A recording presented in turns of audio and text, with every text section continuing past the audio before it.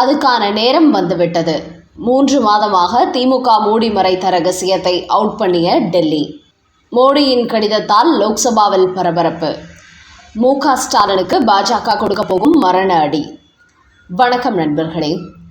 நேற்று பிரதமர் மோடி எனது வாக்குச்சாவடி மிக வலிமையானது என்கிற திட்டத்தை முன்னெடுக்குமாறு தமிழக சட்டமன்ற தேர்தலை முன்னிட்டு பாஜக நிர்வாகிகளிடையே கலந்துரையாடினார்.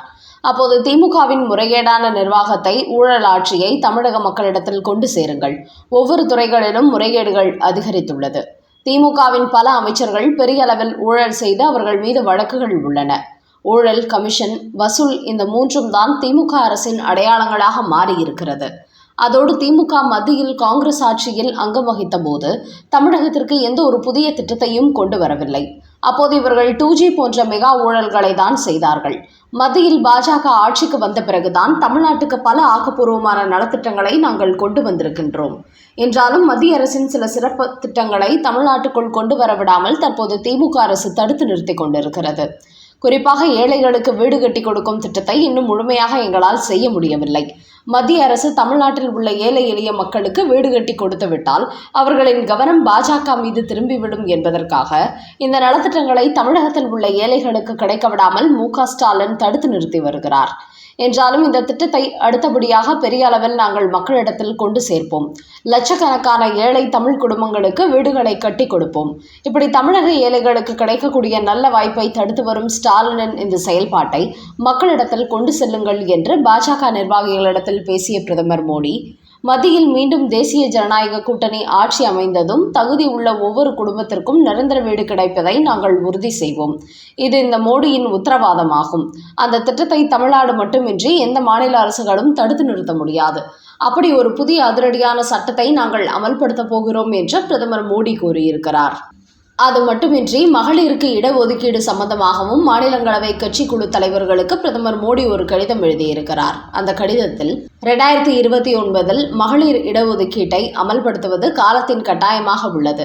இந்த இடஒதுக்கீடு மசோதாவை உறுதியாக செயல்படுத்த வேண்டிய நேரமும் வந்துவிட்டது. இதுகுறித்து மக்களவையில் சபாநாயகருக்கு அவர் எழுதிய கடிதத்தில், மகளிர் இடஒதுக்கீடு சட்ட திருத்தங்களை நிறைவேற்ற உறுப்பினர்கள் அனைவரும் ஒருமனதுடன் ஒன்றிணைய வேண்டும். விரிவான ஆலோசனைக்கு பிறகு உண்மையான உணர்வுடன் இதை நாடு முழுக்க நாம் செயல்படுத்த வேண்டும்.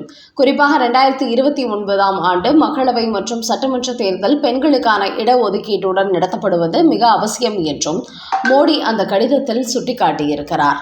அதோடு மக்களவையில் கடந்த 2023 ஆண்டில் பெண்களுக்கான 33% இடஒதுக்கீடு அரசமைப்பில் திருத்தம் செய்யப்பட்டு நிறைவேற்றப்பட்டது என்பது குறிப்பிடத்தக்கது. இந்த நேரத்தில் நேற்று நெல்லுக்கான ஊக்கத்தொகை விவகாரத்தில் மத்திய அரசு தமிழக அரசுக்கு எழுதிய கடித தகவலை வெளியிடாமல் 3 மாதம் கழித்து மு.க. ஸ்டாலின் கூறியிருப்பது கடுமையான விமர்சனங்களை ஏற்படுத்தியிருக்கிறது. அந்த வகையில் கடந்த ஜனவரி மாதம் எழுதிய இந்த கடிதம் மு.க. ஸ்டாலினால் 3 மாதங்களாக மறைக்கப்பட்டதா என்கிற கேள்வி எழுந்துள்ளது. அதாவது தேர்தல் பிரச்சாரத்தில் பேசும்போது தமிழக அரசு வழங்கும் ஊக்கத்தொகை காரணமாக தமிழ்நாட்டில் நெல் உற்பத்தி அதிகரித்துள்ளதாம். இதனால் பிரச்சனை உருவாகிறது. அதனால் நெல்லுக்கு வழங்கும் ஊக்கத்தொகையை மறுபரிசீலனை செய்ய வேண்டும் என்று நிதியமைச்சர் நிர்மலா சீதாராமன் கடிதம் எழுதியிருப்பதாகவும் ஸ்டாலின் பேசினார். இதையடுத்து உடனடியாக நிர்மலா சீதாராமன் ஒரு அறிக்கை வெளியிட்டார். அதில் நெல்லுக்கு ஊக்கத்தொகை கொடுப்பது மாநில அரசுகளின் அதிகாரம், அதை யாரும் பறிக்கவில்லை என்று அந்த கடிதத்தில் தெரிவித்திருந்தார். அதையடுத்து மு.க. ஸ்டாலின், நீங்கள் சொல்வது உண்மை என்றால் அந்த கடிதத்தை வெளியிட தயாரா என்று கேட்டார். இதனால் நிர்மலா சீதாராமன் அந்த கடிதத்தை தனது பக்கத்தில் உடனடியாக வெளியிட்டார். அந்த கடிதம் ஜனவரி 9 எழுதப்பட்டுள்ளது. அதில் இதுவரை மத்திய அரசு எதுவும் தெரிவிக்கவில்லை என்பதை மு.க. ஸ்டாலின் எந்த கருத்தும் கூறவில்லை. மு.க. ஸ்டாலின் எந்தவித கருத்தும் தெரிவிக்கவில்லை. அதோடு 3 மாதத்திற்கு பிறகு இப்போதுதான் அதிகாரிகள் தன்னிடத்தில் தந்ததாக கூறியுள்ளார். அதனால் 3 மாதங்களாக அந்த கடிதம் ஸ்டாலினுக்கு தெரியாமல் மறைக்கப்பட்டதா, இல்லை இவரே அதை மறைத்து வைத்துவிட்டு தேர்தலுக்காக பொய் பிரச்சாரம் செய்கிறாரா என்று மத்திய பாஜக கேள்வி எழுப்பியிருப்பதோடு திட்டமிட்டே இந்த கடிதத்தை மறைத்து வைத்துவிட்டு தேர்தல் நேரத்தில் அரசியல் செய்வதா என்று மு.க. ஸ்டாலினை நிர்மலா சீதாராமன் கடுமையாக விமர்சனம் செய்திருக்கிறார். அடுத்த செய்தி. நான் கூத்தாடி என்றால் கருணாநிதி, மு.க. ஸ்டாலின், உதயநிதியும் கூத்தாடிகள் தானே. திமுகவை விளாசி தள்ளிய சுந்தர் சி. தமிழ்நாட்டில் உள்ள திமுகவை பொறுத்தவரை சினிமா துறையிலிருந்து யார் அரசியலுக்கு வந்தாலும் உடனே அவர்களை கூத்தாடி என்பார்கள். இவர்களுக்கு என்ன அரசியல் தெரிந்துவிடப் போகிறது என்பார்கள். இப்படித்தான் கருணாநிதி எம்ஜிஆரை சொன்னார். ஆனால் அப்படிப்பட்ட எம்ஜிஆர் தனி கட்சி ஆரம்பித்து கருணாநிதியை தூக்கி அடித்தார். அதே போன்றுதான் ஜெயலலிதாவும் அதிரடி அரசியல் செய்தார். இந்த நிலையில் தற்போது தேசிய ஜனநாயக கூட்டணியில் இடம்பெற்றுள்ள புதிய நீதி கட்சி சார்பில் மதுரை மத்திய தொகுதியில் இயக்குனர் சுந்தர் சி இரட்டை இலை சின்னத்தில் போட்டியிடுகிறார். இவரை எதிர்த்து திமுக சார்பில் அமைச்சர் PTR பழனிவேல் தியாகராஜன் போட்டியிடுகிறார். இவர் அங்கு பிரச்சாரம் செய்தபோது சுந்தர் சியை சினிமா சங்கி என்றும் கூத்தாடி என்றும் கடுமையான முறையில் விமர்சனம் செய்து வருகிறார். இதற்கு சுந்தர் சி கடுமையான பதிலடி கொடுத்திருக்கிறார். அவர் பேசும்போது திமுகவை சார்ந்தவர்கள் என்னை கூத்தாடி என்று விமர்சித்து வருகிறார்கள். ஆனால் இதே தமிழ்நாட்டில் ஆட்சி செய்த எம்ஜிஆர் கூத்தாடிதான், ஜெயலலிதாவும் கூத்தாடிதான். அப்படிப்பட்டவர்கள் தான் திமுகவை கண்ணில் விரலை விட்டு ஆட்டினார்கள். ஆனால் கருணாநிதியும் சினிமாவுக்கு கதை வசனம் எழுதியவர்தான், மேடை நாடகங்களில் நடித்தவர்தான். அப்படி என்றால் அவரும் ஒரு கூத்தாடிதானே. அதே போன்று தற்போதைய முதலமைச்சர் மு.க.ஸ்டாலின் சினிமாவில் நடித்திருக்கிறார். துணை முதலமைச்சர் உதயநிதியும் சினிமாவில் நடித்துவிட்டுதான் அரசியலுக்கு வந்திருக்கிறார். அப்படி என்றால் முதலமைச்சர் மு.க.ஸ்டாலின், உதயநிதி போன்றவர்களும் கூத்தாடிதானே என்று PTR பழனிவேல் தியாகராஜனை நோக்கி கேள்வி எழுப்பியுள்ளார் இயக்குனர் சுந்தர் சி. இப்படி அவர் நெத்தியடியாக கேட்டதற்கு எந்த பதிலும் கொடுக்க முடியாமல் திமுகவினர் தடுமாறி கொண்டு வருகிறார்கள்.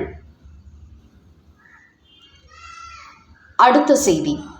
விஜய் தொகுதிக்கு பிரச்சாரம் செய்ய வராததன் எதிரொலி, வினோத முயற்சி எடுத்த தவேக வேட்பாளர். தமிழக வெற்றிக் கழக தலைவர் விஜயை பொறுத்தவரை தொடர்ச்சியாக பிரச்சாரங்களில் ஈடுபடாமல் அவ்வப்போது நிறுத்திக் கொள்கிறார். இதனால் அவரால் இந்த தேர்தலில் தமிழ்நாடு முழுக்க சென்று பிரச்சாரம் செய்ய முடியாத நிலை ஏற்பட்டுள்ளது. அதிலும் தொகுதி வாரியாக அவரால் கண்டிப்பாக செல்ல முடியாது. இதனால் தவேக சார்பில் போட்டியிடும் வேட்பாளர்கள் கடும் அதிர்ச்சி அடைந்துள்ளார்கள். இந்த நிலையில் கும்பகோணத்தில் தமிழக வெற்றிக் கழகம் சார்பில் போட்டியிடும் வினோத் என்பவர் ஒரு வினோதமான முயற்சியை மேற்கொண்டுள்ளார். அதாவது ஹலோகிராம் தொழில்நுட்பத்தில் விஜயை கொண்டு வந்து அவர் பிரச்சாரத்தில் ஈடுபட்டு வருகிறார். அது குறித்து அவர் வெளியிட்டுள்ள செய்தியில், எல்லா தொகுதிகளுக்கும் தளபதி விஜய் வருவார் என்று எதிர்பார்த்தோம். ஆனால் அதற்கான அனுமதி கிடைப்பதற்கு வாய்ப்பில்லை. அதனால்தான் எனது தொகுதியில் தளபதி இருப்பது போன்ற ஒரு சூழலை வாக்காளர்களுக்கு ஏற்படுத்த வேண்டும் என்று திட்டமிட்டு அதுக்காக LED ஸ்கிரீனில் அவரை கொண்டு வர திட்டமிட்டேன். ஆனால் அது சாதாரணமாக இருக்கும் என்பதனால் AI மூலமாக என்ன செய்யலாம் என்று யோசித்த போது ஹாலோகிராம் ஐடியாவை கண்டுபிடித்தோம். ஹாலோகிராமில் விஜய் பேசுவது போல தற்போது பிரச்சாரத்தை மேற்கொண்டு வருகிறேன். இதற்கு மக்கள் மத்தியில் நல்ல வரவேற்பு கிடைக்கிறது. எங்கள் தொகுதியில் விஜய் பிரச்சாரம் செய்வது போன்ற ஒரு உணர்வு ஏற்பட்டுள்ளது. இதனால் எங்கள் தொகுதி தொண்டர்களும் இந்த ஹாலோகிராம் விஜயை பார்ப்பதற்கு படையெடுத்த வண்ணம் உள்ளார்கள். அதோடு இப்படி ஒரு முயற்சியை தான் எடுத்ததை கேள்விப்பட்டு தவேக தலைமை அலுவலகத்திலிருந்து என்னை பாராட்டினார்கள். எப்படி இப்படி ஒரு ஐடியாவை கண்டுபிடித்தீர்கள் என்று கேட்டபோது அதை பற்றி அவர்களுக்கு நான் விளக்கம் அளித்தேன்.